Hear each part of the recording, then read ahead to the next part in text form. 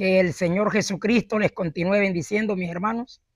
Hoy quiero compartir con ustedes lo que sería el sexto video del tema que estamos llevando, que es la iglesia del Señor. A los que me están siguiendo, a los que vamos en este camino, quiero recordarles que la vez pasada o el video pasado comenzamos el tema de los dones de la iglesia. Y aclaramos de que los dones son unas cualidades que Dios da a la iglesia y otras de ellas que Dios da a todas las personas con el fin de desempeñar la labor, de cumplir el objetivo por el cual se formó la iglesia. Y hablamos de los dones carismata o dones del espíritu, como les llamamos, para irlos diferenciando los unos de los otros. Ya explicamos que hay don de lenguas, don de discernimiento de espíritu, palabra de sabiduría, de que hay interpretación de lenguas, dones de sanidad, ya hablamos de eso. Son habilidades sobrenaturales que son dadas por el espíritu para edificar a la iglesia y que la iglesia use estos regalos como herramientas de trabajo. Para la labor de la iglesia se le dieron los dones. Y hoy quiero hablar entonces de los dones caris, también conocidos como dones operativos. Y hay personas que los conocen como dones del Padre. Pero yo no les digo así, pero digo para que se haga la claridad. Son aquellas habilidades que la persona trae desde su nacimiento, pero que no son de carácter espiritual, sino que cualquier persona no creyente, persona que no practica el cristianismo, las tiene. Pero que cuando la persona llega a los pies del Señor Jesucristo, debe usar estas herramientas en la iglesia, en el cuerpo del Señor al que pertenece ahora. ¿De cuáles cualidades estamos hablando? Bueno, principalmente las encontramos en el capítulo 12 del libro de Romanos, carta a los Romanos, capítulo 12, desde el versículo 6 hasta el 8, vamos a encontrar de que nos está hablando de unos dones que los puede tener cualquier persona. Por ejemplo, habla del don de ayuda, el don de liderazgo, el don de presidir, habla del don de misericordia, el don de exhortar, habla de 8 dones. Y yo voy a explicar algunos de ellos brevemente para ver si me da tiempo de explicar los dones ministeriales. Bueno, uno de los primeros que encontramos es el don de ayuda. ¿Qué es el don de ayuda? Aquella persona que está detrás de otra para ayudarle.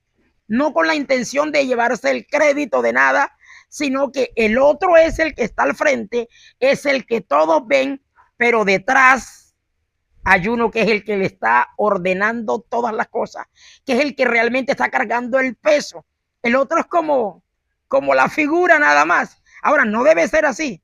El otro actúa, pero el motor de su trabajo es aquel o aquellos que están detrás de él y tienen el don de ayuda. Vamos a colocar el ejemplo, un pastor que tiene una mano derecha, pero esa mano derecha es la que está pendiente de quién no vino a culto, es el que está pendiente de cuánto se recibió, aunque eso lo deben hacer los diáconos, es el que está pendiente de las actividades, de organizarlas, de invitar a los predicadores o cualquier ministro que se vaya a invitar. Él es el que está a tiempo organizando las cosas, recordando cosas que se le pueden olvidar al pastor. En sí, él es uno de los motores del trabajo del pastor. Pero todos ven a quién, al pastor. Bueno, esa es la característica del don de ayuda, que, como dice la palabra, valga la redundancia, ayuda a otro sin la intención de ser visto, sino ese es su trabajo en el Señor. Ahora, no en el Señor, sino en el mundo secular, hay personas que tienen don de ayuda porque esto es algo general. Los dones caris o los dones operativos, como también se conocen, son de carácter general, no son única y exclusiva de la iglesia. No son exclusivos de la iglesia, pero yo los estoy mencionando porque estamos dando el tema, la iglesia del Señor, y la Biblia los menciona como dones del creyente para ser usados y cómo deben ser usados. Ahí en Romanos, capítulo 12, del verso 6 en adelante, dice cómo deben ser usados. Entonces, ya hablé del don de ayuda, quiero hablar del don de exhortación. Bueno, no sé si todo el mundo lo maneja así, pero erróneamente la gente piensa que exhortar es corregir. Y exhortar y corregir son dos cosas distintas. Corregir es el que observa una falla, una falencia en otra persona y de manera muy prudente le llama aparte y le mira, esto no está así, no debe ser así, por esto y aquello. Ese es el que corrige. O el líder que llama y señala esto, mira, no debe ser así y te voy a colocar esta sanción o no voy a encargarte de esto por ahora porque lo has venido haciendo así y así no debe ser. Es una corrección, es el que corrige. Pero la exhortación es aquella persona que anima al otro, que lo impulsa a seguir adelante. Y hay personas que tienen esta cualidad tanto en la iglesia como en el mundo. Hay personas que de pronto un compañero quiere renunciar porque tiene dificultades en su casa, o un compañero de clases quiere abandonar la carrera y él le dice, mira, vamos a ver qué hacemos, pero no te vayas a retirar, no pierdas esta oportunidad, vamos a ayudarte en esto. Esa persona tiene el don de exhortar, o sea, el don de animar a otro para que no se rinda. A veces, me perdona lo que voy a decir, de pronto sé que la mayoría lo sabe, pero algunas personas ni siquiera saben que este don existe. Y hay personas que lo tienen y son muy sinceros cuando llegan ante otro y le dicen, mira, el Señor está contigo, no vayas a desistir, vamos hacia adelante, ¿en qué te puedo ayudar? Si quieres, yo hago esto para que tú hagas esto. Esas personas son fundamentales dentro de la iglesia. ¿Qué decir del don de presidir? Muchas veces personas con don de liderazgo o con don de presidir, que son parecidos, las han tildado de pastor. Y muchos han salido al ministerio de pastor sin serlo. Hay que entender que existe el don del liderazgo y es el don de ponerse al frente de algo y dirigirlo. No necesariamente significa que la persona tiene un llamado al pastorado. Hay personas que tienen la capacidad de dirigir cosas, de estar al frente, de llevar a cabo una labor siendo ellos los que lideran. ¿Sabe? El don de presidir tiene que ver con presidir eventos específicos, ponerse también al frente, pero de eventos específicos, no de pronto una persona que tiene un don de liderazgo como tal. Hay un don entre todos los que estamos mencionando que es el don de misericordia. Ahora, la misericordia tiene que estar en todos nosotros, pero ese don de misericordia es aquella persona que es entregada para beneficiar al otro. Se entrega completamente, es aquella persona que está ahí para cargarse cosas encima con tal de ayudar a los demás. Entre estos dones encontramos dones particulares, entre ellos ese don como de estar allí al frente de actividades, pero con el fin de organizar las cosas. Parece el de ayuda, pero no es el de ayuda. Este se llama don de administración. Y un administrador es el que de pronto toma las posesiones de alguien y las administra, valga la redundancia, de una manera adecuada, de una manera correcta. Bueno, ya dentro de la iglesia del Señor hay personas que tienen el don de administración. Aunque como dije al principio, estos son dones generales. Los tienen las personas dentro de la iglesia y fuera de la iglesia. Ya está relacionado con el ser humano, no con el creyente en particular. Pero como hace parte de las habilidades de un creyente también, por ser humano, las menciono aquí como las habilidades o dones o regalos de Dios conocidos como operativos. Son para hacer acciones específicas. Entre eso tenemos la enseñanza y no debe confundirse el don de enseñanza con el ministerio de maestro. Son diferentes. La enseñanza es esa capacidad en un área específica. La persona tiene cualidades de enseñar o de explicar cosas específicas, pero no es necesariamente un ministerio o don ministerial de maestro. Ahora, hablando ya de los dones ministeriales, que son los que nosotros conocemos como ministerios solamente. Esos son también dones, es decir, son regalos de Dios para la edificación del cuerpo de Cristo. Son 5. Estos son bastante conocidos, los podemos encontrar en Efesios, capítulo 4, en el verso 11. Y dice que son, vamos a mencionarlos en cualquier orden, pastor, maestro, evangelista, profeta y apóstol. Bueno, no voy a entrar en debate si existen los apóstoles, si no existen en este tiempo, nada de eso. Yo voy a explicar lo que es y punto. Y cada quien como lo hayan enseñado en su congregación. Bueno, mire, el don de pastor es aquella persona que recibe la cualidad o la habilidad de ocuparse de las necesidades de las ovejas. El pastor tiene la función de alimentar, con la palabra, proteger de falsas doctrinas y de emociones y deseos a las mismas personas y de guiar. Esas 3 funciones: alimentar, proteger y guiar. Guiar no es indicarle, como le digo, obligatoriamente, tú tienes que coger por aquí, tienes que hacer así, tienes que... Pero sí, él es un guía, porque, me perdonan el ejemplo que voy a colocar, él es como un entrenador de fútbol también. Sabe que la función de un líder también está en formar líderes. Eso lo vamos a ver más adelante, cuando ya hablemos de estas funciones más detalladamente. Pero el ministerio de pastor tiene la función de cuidar a las ovejas para que se mantengan en el camino. ¿Cómo lo hace? Alimentándolas con la palabra, o sea, darle el pasto verde, protegiéndolas de falsa doctrina, de trampas del diablo en particular y de sus propios deseos en algunos casos. Y también guiándolas, observándolas, analizando sus cualidades y ayudándoles. Voy a colocar un ejemplo pequeño. Un hermano se le dio la idea de que él quería ser salmista, quería ser el director de alabanza. Pero ninguno de los que conocían la materia o conocen la materia decía que él tenía cualidad para eso. No daba ni en el tiempo, ni en la nota, no tenía oído musical, pero él insistía, hasta que un día el pastor lo llamó y le dijo: hermano, le voy a decir esto con todo el amor del caso. Bueno, ya usted sabe, le habló con amor. Le dijo: hermano, Dios nos dio unas herramientas, pero al que mandó a tumbar la pared no le dio un serrucho. Al que mandó a tumbar la pared le dio un martillo, le dio una mona, le dio una barra, le dio algo así. Pero a usted no le dio el ministerio de la alabanza. Usted, yo lo he observado y es bueno en esto, en esto, en esto y en esto. Debería, se lo doy como un consejo, ocuparse en alguna de esas áreas. Porque si usted, Dios lo mandó a colocar clavos, no le dio una cegueta, le dio un martillo. Entonces, use la herramienta que Dios le dio.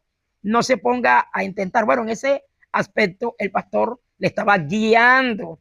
Hay personas que, por ejemplo, quieren hacer un viaje de trabajo, pero el pastor que lo conoce dice: este hermano o esta hermana, si se aleja de la congregación, de este núcleo, se va a apartar. Ya lo conoce y a veces el pastor le dice: hermano, vamos a orarle al Señor, póngale esto en manos del Señor, no se vaya a decidir a la ligera. Está guiando de acuerdo a lo que conoce de cada hermano, le está guiando. Ahora no quiero profundizar en esto, no sé cómo va el tiempo. Ok. Tenemos el ministerio de maestro y es aquel que tiene la capacidad, porque ojo, esto es una capacidad. Esto no es que porque yo predico despacio soy maestro. Vamos a arrancarnos eso de la cabeza. Entonces, el maestro es el que tiene la capacidad de profundizar y entender de una manera más rápida, pero también el que tiene la capacidad de transmitir esa información a los hermanos de una manera entendible. Ese es maestro. Dios le da una capacidad especial para asimilar la información, para recibirla, para interpretar textos bíblicos y para explicarlo a los diferentes hermanos, a los diferentes auditorios, porque sabemos que tenemos hermanos de diferentes capacidades. Bueno, no voy a profundizar más ahí. Le explico el ministerio de evangelista. Es aquel que tiene la capacidad y la pasión para llevar las buenas nuevas de salvación a aquellos que no las conocen. Es decir, es como si ellos fueran los que ganan almas. Ellos llevan la semilla. Ahora, esto es trabajo de todos, pero hay unos hermanos que vinieron con esa especialidad. ¿Quién es el profeta? Allá en los dones espirituales hay un don de profecía, pero la Biblia ahí mismo en el capítulo 14 explica que ese don es aquel que tiene la palabra, la capacidad de animar, de exhortar y de edificar a los hermanos con la palabra que Dios le da. Pero cuando ya se habla del don ministerial, o sea, del ministerio de la profecía, es aquel que recibe aquella palabra futura, en algunos casos, o tiene la palabra para guiar. Él también tiene una palabra que es de guía. Y Dios dice a través de él, hermanos, no quiero que tomen esta ruta, no quiero que inicien este proyecto, porque no es de mi agrado o porque no es por ahí por donde yo lo quiero. El profeta recibe la palabra y da la palabra. La palabra profeta viene de esa raíz que dice aquel que habla en nombre de otro. Es decir, esas palabras no son de él, otro se las dio para darlas, en este caso, Dios. Y por último, el apóstol es aquella persona que recibe los 4 ministerios que yo he mencionado.